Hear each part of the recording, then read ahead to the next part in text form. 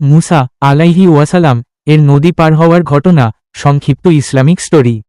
ফিরাউনের অত্যাচার থেকে বাঁচতে আল্লাহর আদেশে মুসা আলাইহি ওয়াসালাম তার অনুসারীদের নিয়ে মিশর ত্যাগ করেন। তারা যখন সমুদ্রের কিনারায় পৌঁছান তখন পেছনে থেকে ফিরাউন তার বিশাল বাহিনী নিয়ে ধেয়ে আসে।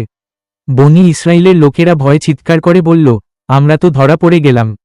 তখন মুসা আলাইহি ওয়াসালাম দৃঢ়ভাবে বললেন, না, আমার রব আমার সাথে আছেন, তিনি আমাকে পথ দেখাবেন।